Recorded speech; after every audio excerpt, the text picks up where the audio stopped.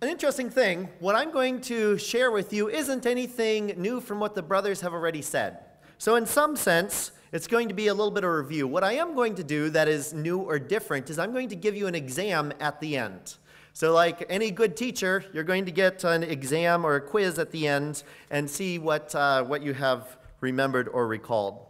The brother right before me talked about how when technology breaks, it can be the person who repairs it who first sees what that person was involved with before the particular thing broke.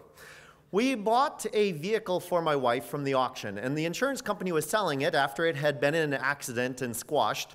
And after that, we had taken it apart, we fixed things in the engine, we welded on a new frame to it, and we turned it on, and guess what we found when we turned it on and found what was in the CD player? There were 3 possibilities of discs that could be in the CD player, and the only disc that was in the CD player was a disc of the reading of the New Testament. It showed us what somebody's last moments before they were involved in the car accident, what they were interested in, or at least what was important to them to be in that vehicle. Beforehand, when I worked on the fire department in Michigan, I clearly remember responding to a particular house, a particular place, and this house, we were told there was a young man who had a heart attack. We arrive at the house and the front door is locked, and I was the first person from our department to arrive. So we walk around the neighbor's property, over the fence in the back, and enter into the back door of the house, and we find this young man in the basement. He was in the basement in a room, and on the wall was a screen with terrible pictures, and he was entirely naked. He was involved in a sexual sin, and he had a heart attack partway through that. He ended up dying, passing away in the hospital, but 2 different circumstances of what people are involved in when they don't expect to be interrupted. Something happened when they weren't expecting it. For me, I really enjoy new things. I enjoy discovering things, I enjoy finding new applications for things, and I enjoy new technology as well. And yet, the technology has rapidly developed over the years.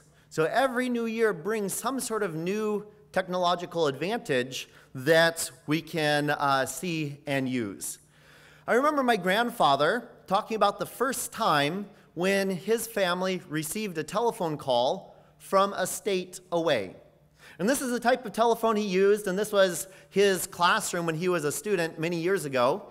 And everybody in the house had to be very quiet so they could actually hear what the person, their relative from several states away, was actually trying to tell them about. And that was something that was new and exciting and interesting to them.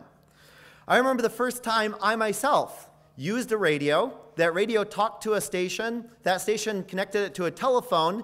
And I thought, this is amazing. I'm sitting in a car, driving down the road, able to talk on the radio, have it go and call somebody while they're in their house on the telephone. Well, today, things are so much different with our own telephones that we carry around. So technology has changed a lot. It is changing, and it's growing very rapidly. Interestingly, about 60 years ago, people predicted that in the 21st century, we would have something like this. We would have cars that would fly around and enable us to take ourselves from our house to the store, go different places, visit friends, and it'd be a very fast way to travel and a very quick method to do a lot of things. Yet, interestingly, today, we don't have overly crowded skies. There aren't accidents of flying cars going around. No, we don't quite see flying cars today. But what we do have is so much more advanced than what people 60 years dreamed about. Today, we're able to go online to a site, we're able to order something, and then depending on where we live, it can show up at my house within a couple of hours. I can go shopping at the grocery store online and have somebody deliver that produce to my doorstep, still refrigerated. Instead of having some device that takes me everywhere, now other things can come to me. In the past, they were thinking that we could go and visit with other people quickly. But yet today, for very low cost, we can talk and even actually see each other using technology such as Skype, Viber, FaceTime, Talkie, Uvu, Appear, or WhatsApp. All of those allow us to communicate with someone far away when it would not be possible for us to go and visit them. So while what we predicted 60 years ago is not happening now, what we do have is actually so much more advanced, so much more fascinating, and so much more interesting. In the 1960s, there was a man, Moore, and Moore is related to the company Intel, and he made an observation that became known as Moore's Law. And what he said is that basically every year, the amount of transistors or the amount of the electrical switches that make up a computer are able to become half the size that they were the year before. So starting from about 1960, every year, my technology, what used to be a telephone this size back then, could the next year become half that size. Or, if I maintain the same size, then it becomes twice as powerful or twice as fast. From that prediction, throughout time, we actually see that it follows pretty closely that trend. So every year, we're practically doubling the power of things that we use in the technology that's available to us. I was a student back where Google was born, and I actually remember the first Google server that was built out of Duplo type of Lego blocks with its hard drives inside it. And it's interesting how much that one company has even changed the technology that we have today. We have adopted, we have used to use technology in our everyday tasks, and often that makes our lives easier. Today there is an estimated little over 23 billion devices that are connected to the internet at any one time. What that means is that for every single man, woman, child, infant that's in the entire world, there's an average of 3 devices that are connected for them. It's amazing how many things are connected to what we call the internet. In 2016, more than 20 terabytes of information were transferred every second throughout the internet. What that means is that in about 8 days, every single iPhone anywhere on the earth would be completely full of the data that gets transmitted via the internet. The internet allows so much data to be transferred and downloaded. Douglas Adams came up with 3 different classes of people. And he says this: I've come up with a set of rules that describes our reactions to technology. Anything that is in the world when you're born is normal and ordinary and is just a natural part of the way the world works. So when I'm born up to about 15 years old, that technology is just something that I'm used to. It's in the world, I see it, I understand how it works, it's just everything that I know. And then we end up with another age group, a middle age group, and this is anything that's invented between when I'm 15 and 35 is technology that is new. It's exciting, it's fascinating, I'm interested in it. And probably I can find a life work or a career dealing and working with this new technology. And that could become my own work. And then according to Douglas, the third group is anything that's invented after I'm 35 is against the natural order of things. Or in other words, that technology can be confusing. I have to work hard to understand it and actually apply it. So 3 different groups from when I'm young to when I'm older, and how we naturally adapt or naturally adopt that particular technology. Technology is advancing. It is changing our lives, and it is here to stay. Rarely, if ever, can we undo technology. We can choose not to use it, but it's practically impossible to actually get rid of it in the world. So technology is changing, it's here to stay, but the question comes with, what do we do? Do we actually go and adopt it or not? There was a book written by a professor at the school where I was a student, and this book I actually require of all of my engineering students to read as well. And what's fascinating is that a lot of missionaries are also required to read the same book.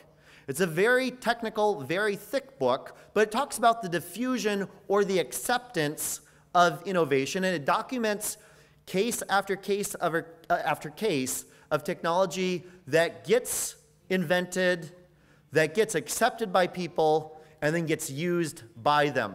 And we can divide it up into multiple different groups, depending on how early we choose to jump onto a new thing, when we want to use it, versus if we're the later people who are very concerned about it, and then we start to use it later on. A particular technology can be a good invention or a good innovation, but it may fail to diffuse or be used by many other people. When I was young, there was a company called Creative. They came up with a little MP3 music player, which started to replace the little portable CD players that people would have. It failed to diffuse. Very few people bought it, and ultimately, it disappeared.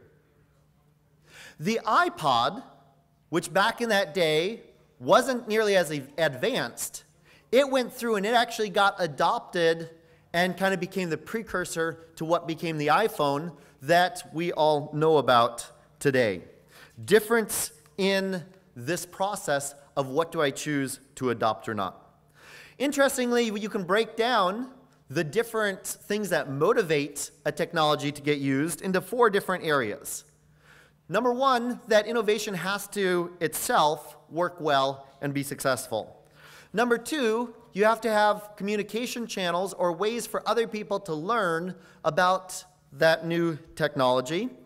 It always takes time for people to adopt or change to something new, and the social system in which it is adopted has a big effect on that particular technology. For example, many of us here don't use the same instant messaging app that everybody in China uses. Our social system is different in the Western world than the Eastern part of the world. And so that innovation is also different. Technology itself can help with the spread of the gospel of Christ. And even the gospel of God spreads like technology has spread in the past. And that is one reason why a lot of missionaries are required to understand and read how this works. We understand it, we use it, and we can apply it in our life. Now, one thing that I'm fascinated with is the way that Christians in the past have been quick to adopt and use new technology to further the kingdom of God. And perhaps a reason for this is that if we think about who is the God of technology, where does technology come from? We discover that when God created the world, He built into the world the principles and the way things work such that we can come along and we can make discoveries and we can apply those things and use it in new technology. In other words, everything that we invent or innovate is really just reordering or using the principles that God created in the world already. So if we think about it that way, we need to be grateful to God for the technology that He has allowed us to discover, to find, and to use as well. We should be thankful to Him for the technology that saves us time, for the ways that it helps me, that enables me to understand and use it, but always use that technology for the purposes of God. Just as God created the world with technology, with the basis or the principles for technology in it, Satan also tries to copy or divert that praise that should go to God to others. And in the culture we live in, we end up looking up to somebody who has made an invention, looking up to a company that does well and is successful, thinking a lot about those things. And that is Satan trying to capture that praise that should be God's and redirects it towards other people. As a student, I had one young man who also worked in the same lab as mine. One afternoon, he came into the laboratory, and he was so excited, his face was glowing, and he was just so amazed at what had happened that he couldn't sit down for a while. He was walking back and forth, and I asked him, what was it that made you so excited? And he said, I was in another office here at the university, and this man walked in and sat down next to me. And for 20 minutes, I was talking to this man, and I even shook his hand. And that's what made his day. Who was that man? Steve Jobs from Apple. Just having met this man, spending 20 minutes talking with him, was probably the high point of this guy's life for that year. You see what Satan tries to do? He tries us to value, even idolize, people who make discoveries of God's creation instead of praising God for his own creation. Really, the glory should be God's. Technology is exciting. It's fascinating. It's useful. And technology itself should be a blessing to us. It should bless us. What I find fascinating is that Christians have often been the early adopters and users of technology. This is a reproduction of a printing press that Gutenberg made back in around 1439. So more than 500 years ago, he invented the idea of movable type printing, a way to make many copies of a certain thing. What was the first major work that Gutenberg published on his printing press? The Bible. He used it to print the Word of God. Guess what the most expensive book is anywhere in the world today? One of those first Bibles that Gutenberg printed. Why?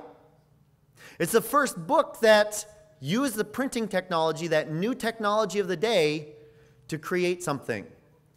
Why was it used? It was used to create the Word of God and to allow its distribution. When I was young, I went to a very special museum that's now closed, but it was in West Michigan, and I saw a Gutenberg Bible there. It was preserved, and it was fascinating to see the most expensive book in the world. At that same place, there were other interesting Bibles to see at the scriptorium, such as a Bible that somebody who was being burned for their faith had his Bible thrown into the fire with him. In the process of him losing his life and being burned, he reached down and grabbed that Bible and threw it out into the crowd.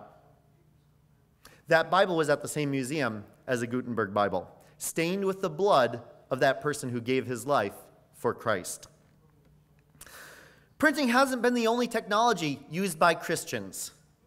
In the 1940s, there was a mission group that started using aircraft to help missionaries in other countries.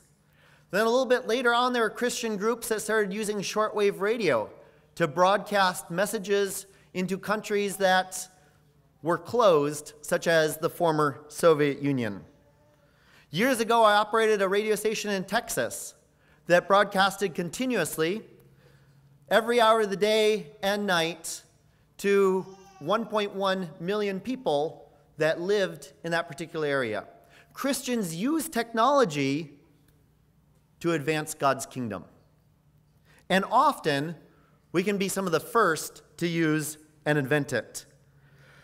There's a group down in South America that had trouble with their antennas at their broadcast station. They invented a new type of antenna that now gets used in other broadcast stations. What were they doing? They're broadcasting godly programming via shortwave radio. In 2009, Steve Saint, who is a son of a missionary along with Jim Elliott and 3 others who were killed in South America, he was given an award from the Popular Mechanics group for a particular aircraft that people in the jungle, specifically the tribe that had killed his father, could use as technology to spread the gospel itself. And then recently at a student computer coding challenge, I was talking with an engineer from Amazon who was using new technology of machine learning to help multilingual churches. The idea was that somebody would end up going through translating what they would speak about and display it for people in their congregation who would think in a different language. And while the more a person would go and put in their information into the system, then the better and better the system becomes in translating something.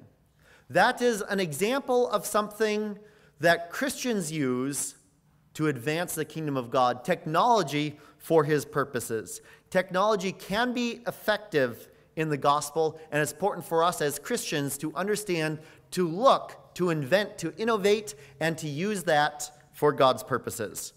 Regardless, one thing is clear and imperative. We must invest. We must adopt. We must invent those technologies to be used by God, and never ever for my own desires or for my own things that I like. Okay, there are a couple of concerns that we have when we talk about technology. And this doesn't involve just the Christian perspective, and we'll get to that a little bit later, but these things are overarching. The first thing that concerns us when we talk about technology is the fact that it's very easy for us to trust the things that we find.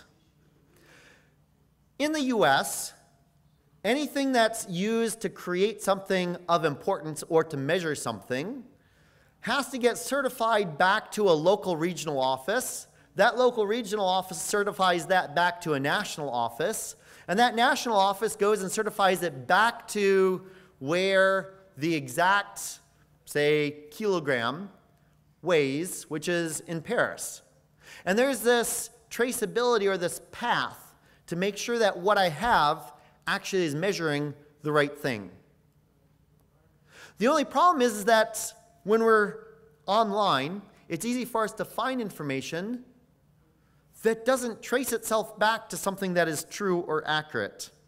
It used to be, if I needed to find good information, I would go and look for a book or an article that would have that, and I might have to go and order it from another library to be sent in, but when it arrived, I could find that information, and likely it was good and it was accurate.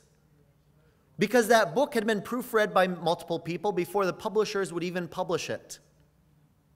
Nowadays, it's easy to find answers online to all sorts of things.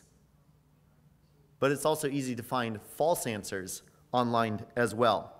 One teacher I had purposely asked us a question to go and research a certain topic, but he didn't tell us, and he created a fake website that had that question and the answer to that question posted.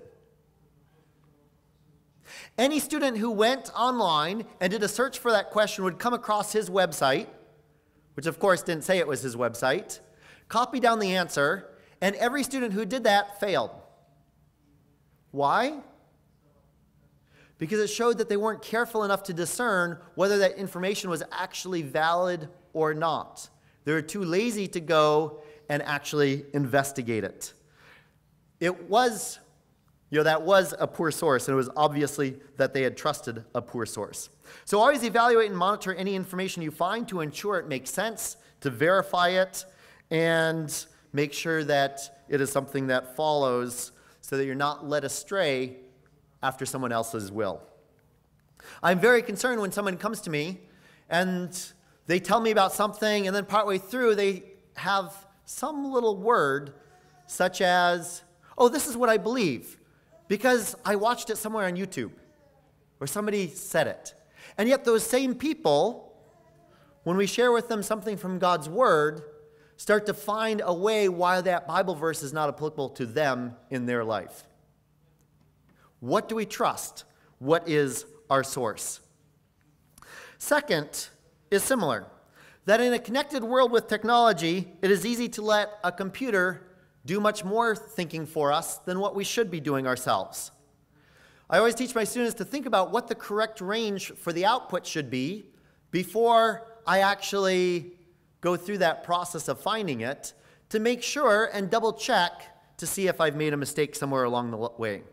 If we rely too much on the GPS navigator to give us directions, too much on the internet to tell me the answers to any problem, then it becomes less important for me to think and even less important for me to remember things. And once I stop thinking and once I stop remembering things, then it's very easy for a spring from a bad source to come and influence me. The third general concern involves the idea that the things we do online are often not as secret as most people think they should be. We think that the things in our online presence is something that's private, and yet that may not be the case. The information and data is valuable to a company, and there is a cost that is associated with that. When you travel with your phone using navigation turned on or even location, you often pay for the service of a map by giving the company that's giving you that access an idea of where you are, when you are, so that they can figure out how fast is the traffic moving, what time is the store open, and how many people visit the store during that time.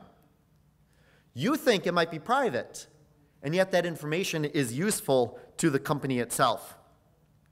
And even without location, companies are very good at being able to determine where you are by something as simple as the air pressure in that region and the air pressure your device actually measures. There's a man I work with, and he's in engineering, computer engineering, and he developed a method that automatically runs a sort on Twitter messages. You've probably seen a Twitter message. It's very short, very succinct. What you may not know is that the back side of it, in other words, the hidden information of it, includes the location of where that tweet came from. And what this man has done is he's gone and he sorts those Twitter messages and scans for certain words. And over time, the computer software has understood, sorted, and become smart enough so that he looks at the Twitter message, he looks at the location where it comes from, and he can predict whether a crime is going to happen or not. And that prediction of that crime, he already knows the location as well. And the police already dispatch policemen to that location for a crime even before anybody has called in that said that somebody has broken into my house. So that's the idea of the information that occurs and is transferred online when people think that they're anonymous or just talking with their friends. That analysis is happening. People think that they are private and anonymous, and often that is false. Years ago, the first time I was at the Google headquarters, I was involved in a user study there, and I remember clearly a screen, and on that screen was scrolling past things that people were searching for in real time. It was just flying past the screen what people are typing into their search engine. It was a shock. Most people interact with it thinking that I'm the person who's seeing it, it's serving me. And yet that information goes somewhere else and is even displayed in other places as well. Years ago, I studied with a young man named Lucas Ilves. I clearly remember one evening I was having dinner together with him and described something that had happened in the country he came from, the country of Estonia. In that situation, attackers completely crippled the country's government services for 2 days. How? The attackers used computers in the US and Canada with malware to use it to attack that government system. Often, the people whose computers were infected, whose telephones were used for that, had no idea that it was their computer, their telephone, that was being used in the attack. For those of you, if anyone here is from Estonia, you might recognize that Lucas is the son of Tuomas, who is a president of Estonia from 2006 to 2016. Now, that attack was made using malware, but there are many other ways that we expose ourselves, we give our personal information away by using certain apps, programs, and websites. If many of us were asked 15 years ago if we liked the idea of having some device attached to our car or strapped to our belt such that the government or private companies could know where I was, even perhaps listen to the things I'm saying, characterize my voice, or even gain access to the camera that's attached to that, many of us would refuse. And yet today, many of us use the technology that could be used in that way. We carry and we use it. Okay, so now let's take a look at some of the Christian principles and how we should respond to them. Thank you. So what is the Christian response? Well, the first thing is that I am not going to give you a list of the things that you can go to, technology you can use, or technology that you cannot use. I won't do that. It's much better for us to think about what the brothers before me mentioned when they talked about the principles or the ways we can evaluate something and see, is that important for me or not? It's those biblical principles that will discern whether I am going to live with technology in a right manner or not. The Bible applies to the things we face today. We as preachers are to warn about those things. We are to speak about it. We are to train the people that we encounter in a practical way and a way that is applicable to us. A critical aspect is that we understand this one truth. And this truth says this: I am going to be personally responsible to God. I'm going to be responsible to Him for how I use or misuse technology. And I'm going to be responsible to God for my technology regardless of whether the church itself says that I can use that or if the church says I cannot use that. I am still responsible to God for the technology that I use. Just because the church says that I can use something doesn't mean that I need to run out the next day and buy it. It might not be right for me. So we have to think about it. We need to take personal responsibility and calculate to understand if that technology is something that is useful to me or not. We are going to be held responsible before God for the things that we do. Now, these different principles are like a set of glasses that we can put on as Christians. And we put on those glasses and we look, and we can look at a particular technology and see if it matches those principles, see if it's useful to us, or see if it blocks it out as something for us to avoid. These are my own personal principles. These are the things that I use in my own life to decide what I am involved with or what I am not. You may think about them. We've heard a bunch of other ones as well today, which are also all wonderful principles. There are 5, and the first one is this: does this technology meet the current standards of the church where I attend and my authorities? So here we have to think about, we like being gods. We like being in charge of something. We enjoy making decisions. We like having that choice. But yet, am I willing to be submissive to the things that my church tells me?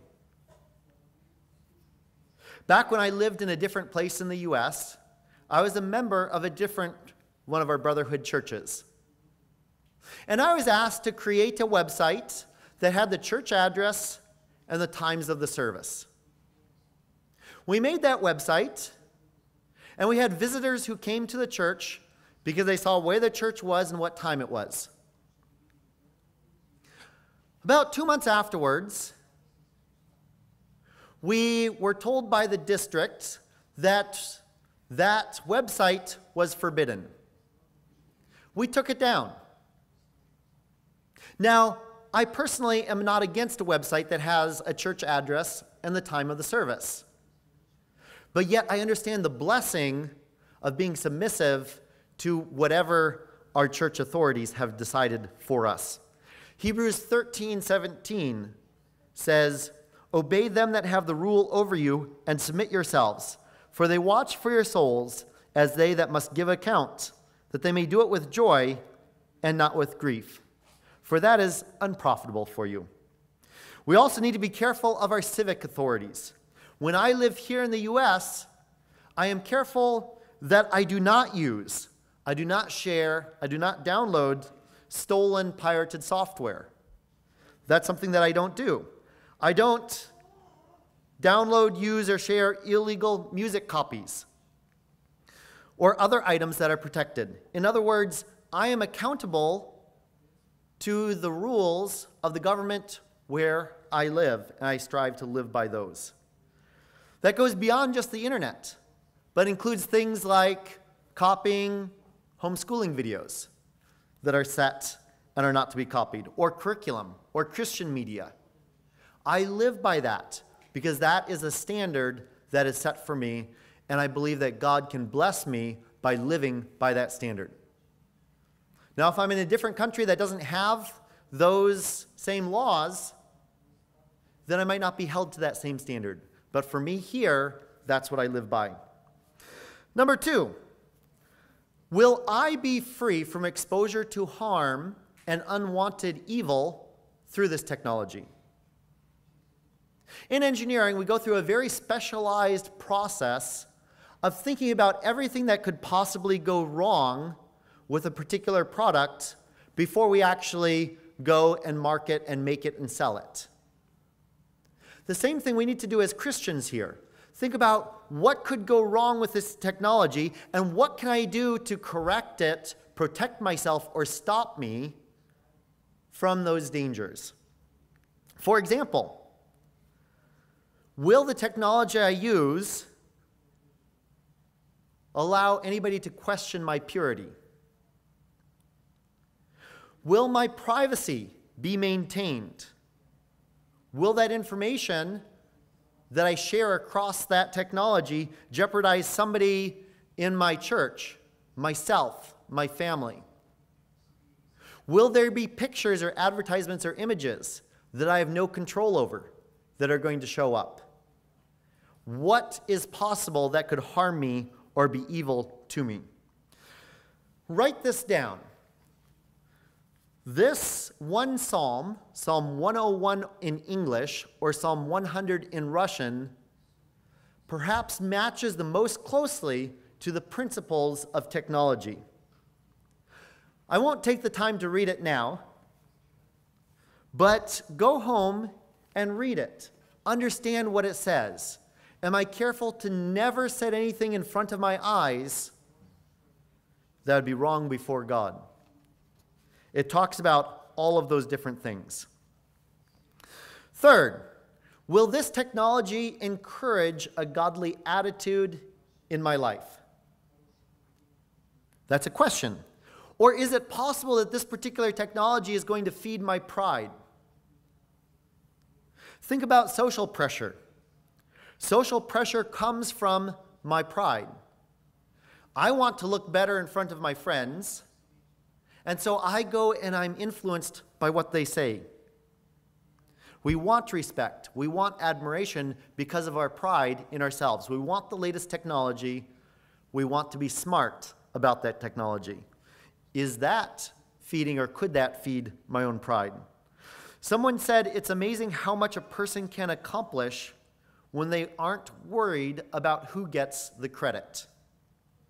My name, Daniel, has the meaning, God is my judge. And yet, I have to ask myself the question, do I live as if God is my judge or not? There are a lot of online spaces, and it's easy for us to separate our physical identity from our online identity. Online, we can choose what our avatar is. We can choose what we say about ourselves. We can show a certain perspective that might be different from who I am in real life. I can keep updating many people about the things I want to share with them. But yet, I keep them from seeing other sides. It's easier to have a friend who lives a long ways away and only sees what I share with them through social media than it is to have a friend who I live with who sees me night and day and the real me. It's easy to separate our online presence from our physical presence. Will this technology help me to be grateful and thankful to God, or will I be tempted to keep something a secret? Gossip, will it feed jealousy, greed, lust, or envy? Those are questions I have to ask myself. Can we say that we have the mind of Christ? 1 Corinthians 2:16 says this, but we have the mind of Christ. Do I have the mind of Christ? Does it show in the attitude that my technology supports? Fourth, will it be a wise use of my time? Some things are not right or wrong. But ask the question, is this thing worth my time? God gave us time to use. We need to be intentional about how we use it. A rich person cannot buy himself more time. How do we use the time that God gives us? My father taught us to always think about taking something I have and trading it for something of more value. For example, I take my time when I'm young and I trade it for knowledge by going to school. Then I take my time and my knowledge and trade it when I work for money. I take that money and I trade that money to buy food to feed my family. We always need to trade our resources for something that's more valuable. That's one reason why my father never allowed us to play computer games. And that's why to this day, I do not play a computer game. I don't want to take my valuable time and spend it on something of lesser value. If you've ever been into a prison, you will encounter people who do not want to be there. It's rare that you will find a person who thinks that they're trading their time sitting in prison for something more valuable. Right? Do we ask that of ourselves? Today it is easy to know a lot, but understand very little. Wisdom is a practical application of knowledge. So I ask the question, am I wise? Can I take that knowledge and actually apply it in my own life?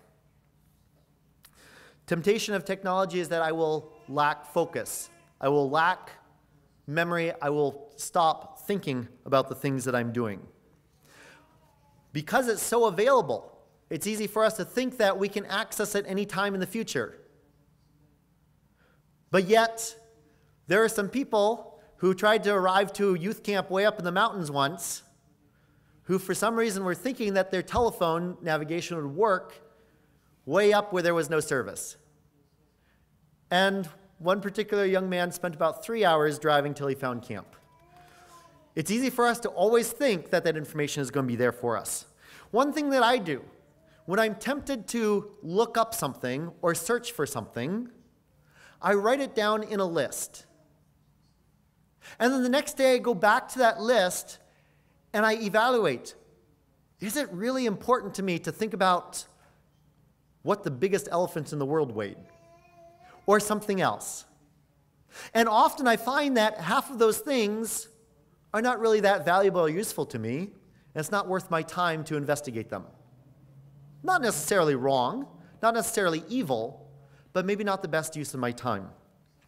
Trivia is defined as information that is of little or no value. And that's often the sort of information that we look up online. Something that I won't necessarily actually use in my own life. And then 5. Will my family, church, and sphere of influence benefit? Or is this only for me? The very first brother talked about, the selfie syndrome. A very famous person who had the selfie syndrome was Adolf Hitler. Think about it. What are we feeding? Even the etymology or the meaning of selfie screams me. Me, look at me.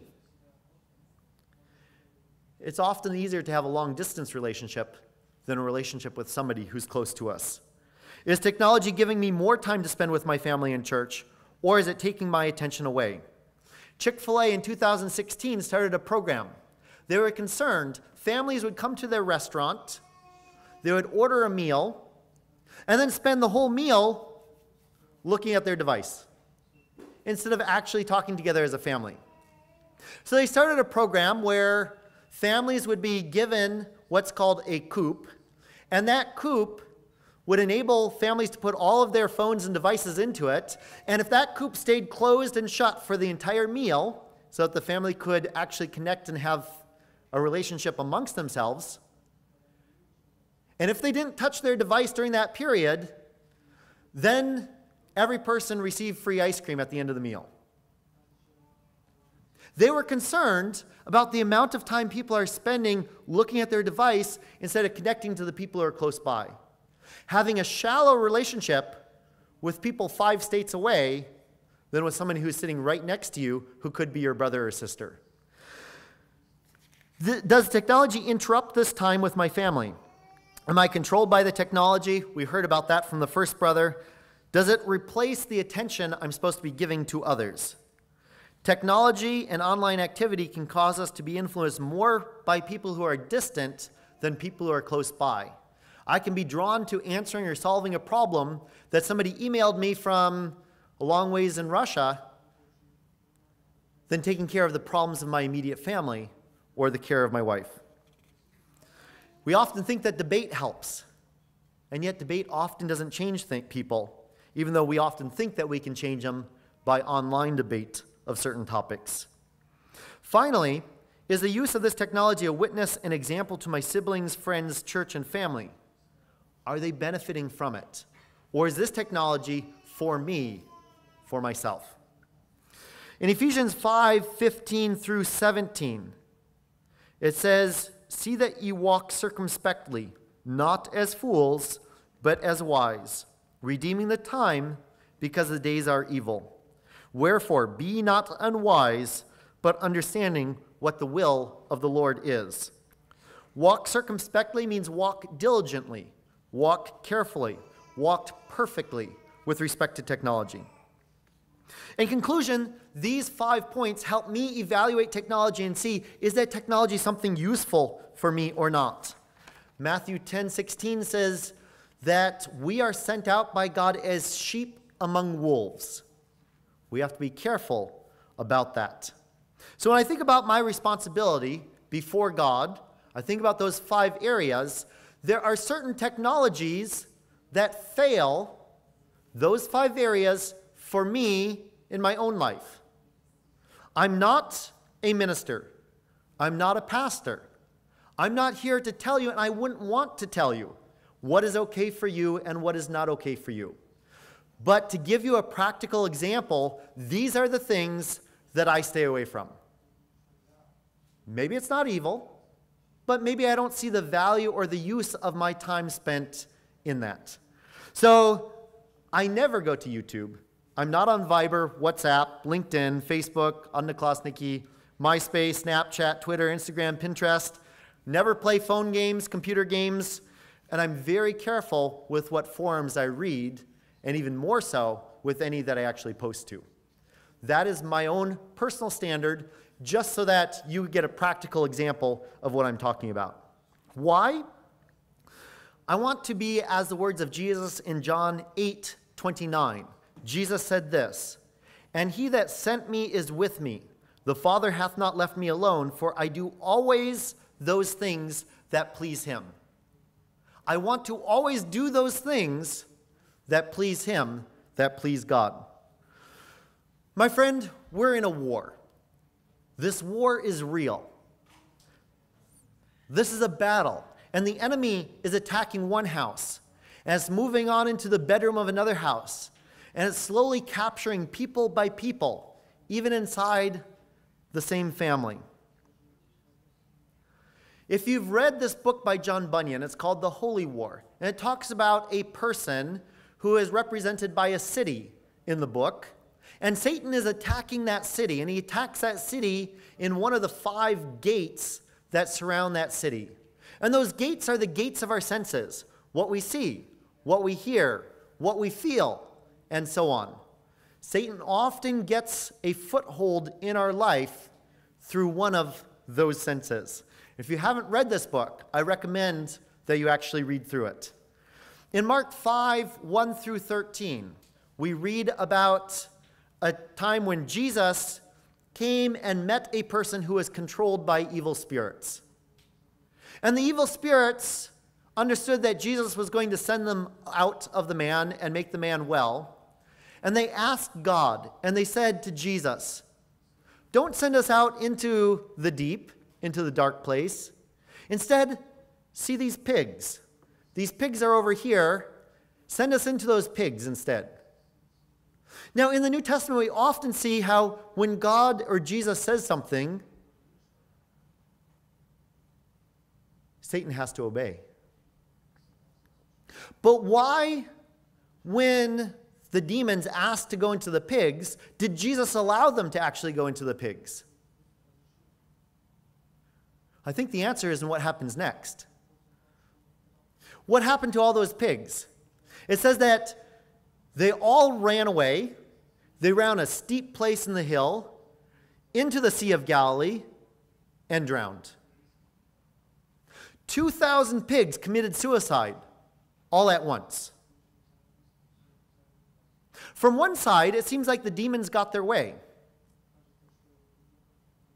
But from the other side, imagine the man who had just been controlled by those demons. He saw with his own eyes what Satan and those demons wanted to do with his life.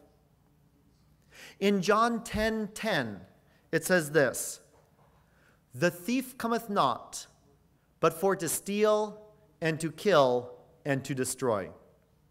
What happened to those pigs? They were stolen. They were stolen from the farmers. They had no control over those 2,000 anymore. They didn't listen to them. Second purpose of Satan is to kill. What happened to the pigs? 2,000 of them died. And they didn't just die in a way that somebody could come along and cut up the bacon and take it home. No, they're drowned. They're in the bottom of the Sea of Galilee. They were destroyed. Satan's purpose is to steal, to kill, and to destroy. And perhaps God allowed those evil demons to enter into the pigs to show that man and to show us what Satan wants for us. But God doesn't stop there. The second part of John 10:10 says this, "I am come that they might have life, and that they might have it more abundantly." Whatever Satan has for you online, whatever he tempts you with online, God has for you something that's better, a life that's more abundant, something for us. In Matthew 7, verse 13, it says to enter in that straight gate, that narrow way, that difficult path that leads to God. But yet few are the people who actually find it and live it and travel by it. Okay, 1 in 7 people in the U.S. are addicted. 1 in 7. I'm not proud of it for my country. But you pass 7 people walking down the sidewalk, by statistics, 1 of them is addicted to something. And addictions to things on the phone or online, computer games, actually changes the physiology of somebody. And scientifically, you can understand that those changes can cause a connection that's as strong as alcohol or drug abuse. That can happen to a person. It can happen to things. That's why I titled my talk, "The Sleeping Serpent You're Holding." Probably every single one of us has access to some smart device, some computer somewhere, and we're holding this serpent. What do we do about it? Billy Graham was a man, and while I don't agree with everything that he said, way back many years ago, he was at a meeting in Modesto, California, and he and his team came together to discover the 4 areas that most pastors who find themselves in trouble have sinned by. And he made a purpose in his life to stay away from these 4 areas. And whether you agree with everything of his theology or not, for someone who is as well known, he hasn't had the trouble that so often plagues other people. The first thing is sexual temptations. He would never ever be in a place with a woman alone other than his wife. It caused trouble for so many other pastors. That was a choice that he made. He found out that money caused problems, and so he himself never ever handled or managed money. That was all done by other people. Power influenced. And because of this, a lot of times people were drawn to inflate their statistics. Say, so many people came to my meeting, or so many people repented, or there were so many baptisms. In fact, Dwight L. Moody, who lived more than 100 years ago, never ever kept statistics of everything, so that he could never become proud of anything like that. He didn't know. And the last thing is criticism of others. He avoided criticizing other people. People answer to God for their own actions. His purpose was to teach what was right. It was spoken of him that he did seem to have a passion of the pure. But never ever for a moment did he think that he or anybody else was strong enough that they could never be tempted. So in other words, he had certain standards for himself to keep him from being tempted. Bill Perkins said this: if you think you can't fall into sexual sin, then you're godlier than David, stronger than Samson, and wiser than Solomon. In other words, if we become proud ourselves and think, no, I don't need to be careful in this area, I don't need to be careful there. Well, here are 3 people in the Bible who are actually amazing people. Much better than me, much smarter than I am, and they had trouble. This problem is real for us. So leaving all the other items aside that has to do with the internet or our online presence, I'm going to focus on one small area and some statistics for it. It says in 1 Corinthians 9:27, "But I keep under my body and bring it into subjection, lest that by any means when I have preached to others, I myself should be a castaway."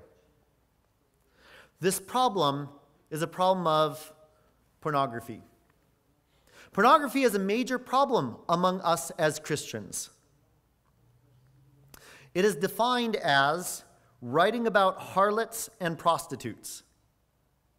So writing about harlots or prostitutes is the definition. Or another definition, writing pictures, films, or other things designed to stimulate sexual excitement. So something that's designed to do that is pornography.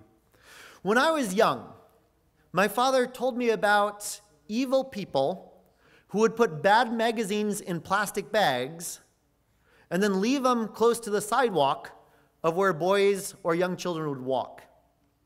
Why? Just as a drug dealer tries to get people hooked on some drug so that they can then supply it. My father warned me about that when I was young. Today, the attacks are different. Instead of coming in magazines that are left so that somebody is curious and goes and finds them and opens them and becomes addicted, today it's available through any online source. Just 55% of adults in the U.S. believe pornography is wrong. So we understand that it's a sin. But yet, in the people we live with, only about half of them think that's correct. That's sad. And only 24% of adults believe that a naked picture is actually pornography. There'll be a lot of people who say, oh no, that's art instead. Less than 1/4 of people, of adults here in the U.S., believe that that is pornography. Knowledge of evil, at first, is repulsive to us as Christians. Just like encountering a rattlesnake, you step quietly back, you're careful with. Or those who are afraid of a spider, you see it, and you kind of jump. But yet, repeated exposure to it, to wickedness, eventually brings callousness to it, and it no longer appears so evil. It no longer appears so sinful. Young adults, aged 13 to 24, believe that not recycling, so you drink your soda, and not taking that soda can and dropping it into the recycling bin, is twice as bad as using pornography.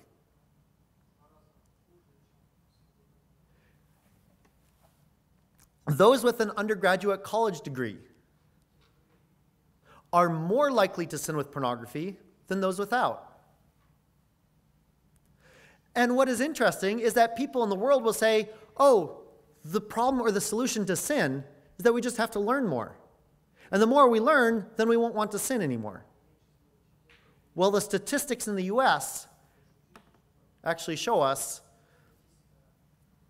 that if I have an undergraduate college degree, then it's more likely for me to sin with pornography. Currently, there are over 28,000 users who are spending more than $3,000 each second accessing pornography. That's a lot. That's a problem. And 35%, more than 1/3 of all internet downloads relate to pornography. Remember I talked about that 20 terabytes every second that's being transferred by the internet? More than 1/3 of that relates to something that is evil and something that is sinful. Telephones. 1 in every 5 searches on a telephone is for pornography. That means if I search for something that's valid 4 times, somebody else next to me is searching the 5th time for something that's not right. People think it's private. People think it's okay, and yet it causes a big problem. By and large, men prefer images. But women prefer stories, romance sites, and romance novels. By the way, by the definition of pornography, romance novels are included. Okay, it's a writings about that romance. Yet, practically 1/3 of college-age young women use pornography regularly. In addition to whatever romance novels or romance books they involve in. More than 2/3 of divorce cases involve one party meeting a new lover over the internet. And 64% of Christian men in the U.S. use pornography regularly. That's scary. That's something that we have to address. That's not something that we can ignore or close our eyes to. This is even sadder. Churches who call themselves fundamentalists, so such as us in our brotherhood, not all Baptists, but the conservative Baptists, are actually 91% more likely to sin with pornography than the average public in the U.S. What's going wrong in our churches? What's going wrong with our young people? What's going wrong in my life that this becomes a statistic?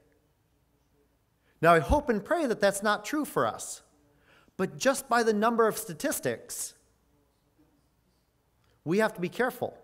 We have to watch out for this. 1 in every 7 lead pastors in the United States uses pornography regularly. 1 in 7 of the pastors. And if you have a pastor who works with young people in the U.S., 1 in every 5 of those regularly sins with pornography. This isn't talking about the people yet. This is talking about the people who are supposed to train the people, to teach us. That's sobering. 43% of pastors say that they struggled with pornography. And by statistics, we would have a problem as well. Now, in the beginning, I said that we need to use technology. That technology is exciting, it's useful, it's good for us to use for God's purposes. But yet we have to guard ourselves so it doesn't get used for the wrong purposes. Technology itself, well, let me back up. Before there was internet, there was still a problem with pornography. A person's heart, their flesh, starts out evil and desiring wrong things. Technology just makes it easier to see. Or technology makes it easier to display and find out what is inside someone by their actions. The desire is there, regardless of the technology or not. Human nature is sinful with or without technology. Matthew 16:26 says this, "For what is a man profited if he shall gain the whole world and lose his own soul? Or what shall a man give in exchange for his soul?" What is our soul worth? What is your soul worth before God? Technology is amazing and wonderful, but remember that it is our tool. We are to use it for God's purposes, and it's never our toy for us to use ourselves. How can we guard ourselves against this? Well, the first thing is discipline. If we are careful and disciplined, then we'll understand the battle and keep ourselves accountable. Discipline is important in the life of a disciple. Our self-control in one area will help our self-control in others. Along with discipline includes a vibrant relationship with God and others. Not just how many internet friends I have. And to succeed in the battle, we must want victory. We must want to succeed. Accountability to someone else. When I was young, my father knew every single sin in my life, along with my pastor. Now that I'm married, I share it with my wife as well. I recommend to you that you talk to your parents, you talk to your pastors about things. Because in my experience, people cannot be free from the sorts of sins that we've talked about just by coming to a youth conference and repenting. No, it has to involve accountability, the specifics, and cleansing from that, and being responsible for it. Accountability doesn't mean that it's someone else's responsibility. In other words, I can't go to someone and say, keep me accountable for being pure on the internet. Well, that puts the responsibility on them. And then when I go and do something wrong, I think, oh, well, it's their fault because they didn't ask me about it.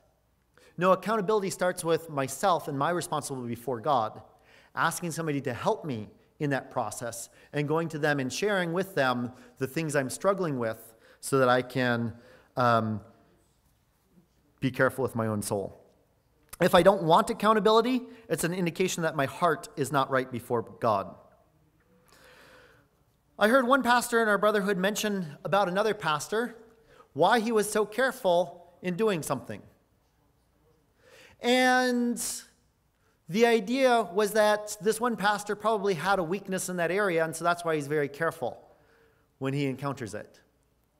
But yet, I really respected that pastor because I think that the fact that he was doing those things showed me that that pastor's purity was more important than the inconvenience for him to be careful with it. 75% of pastors in the U.S. do not make themselves accountable to anyone for their internet use. This just opens them up to temptation, to slander, and failure.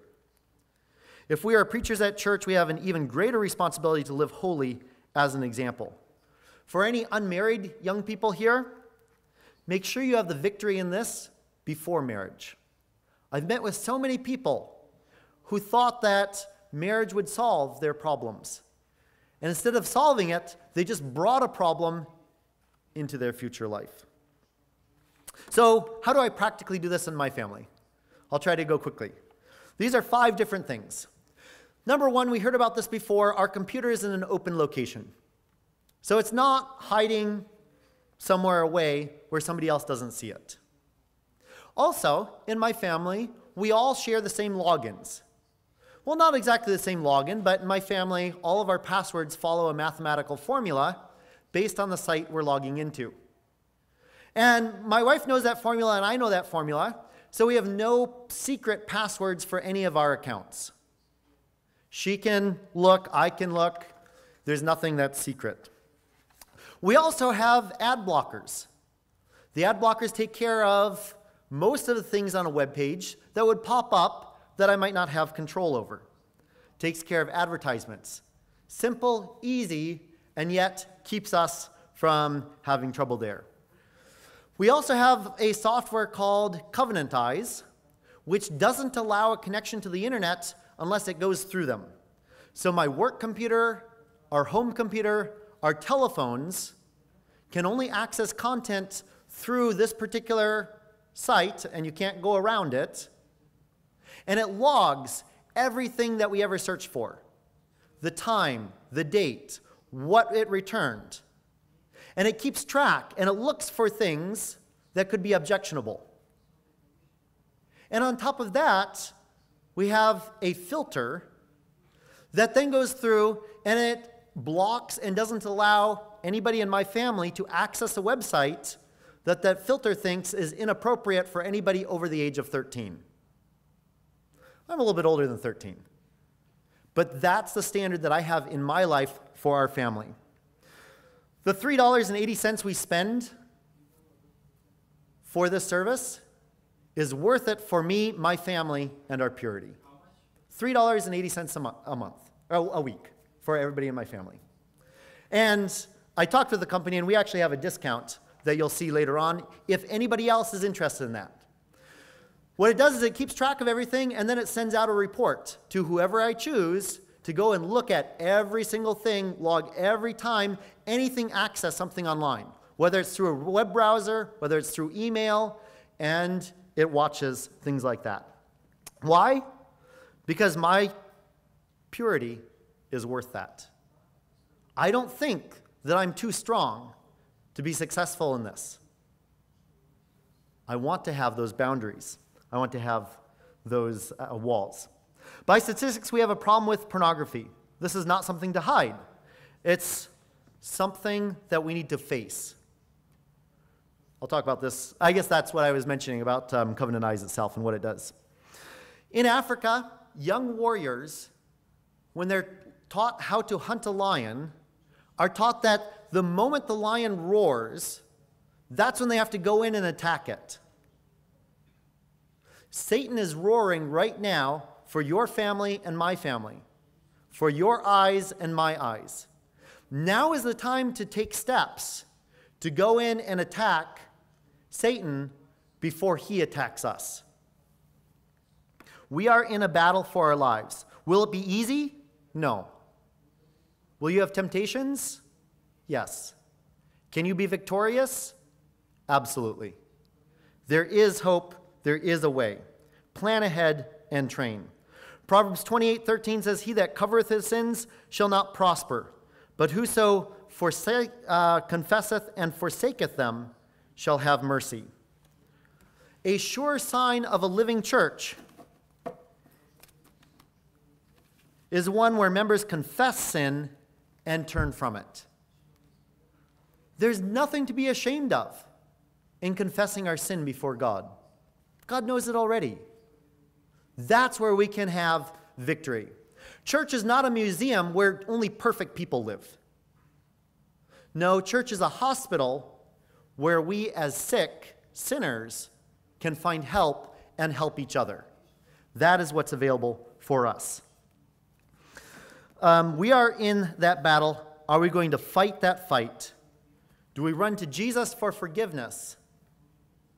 Or do we try to cover our sins so that not only do we not prosper, but we lose our very souls in the process? Or do we understand that there is mercy, there is pardon? God wants us to live a life. Everything that Satan has trying to tempt us with, God has a plan that's so much better, so much more fulfilling, so much more useful for our lives than anything that Satan's trying to copy. And my prayer is that each one of us would choose what is right.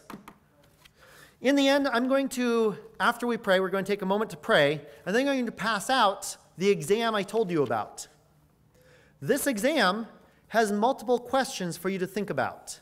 It also has some of the points that I talked about today. This exam is not something that you give back to me.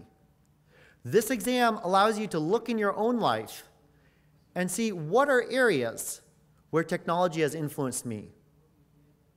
And then take this form with you to your parent, to your pastor, and go over it with them so that they can help you live a life that is pure, a life that is victorious before God. We'll close in prayer, and then we'll turn it over to the other brothers for some last remarks. Let's kneel to pray.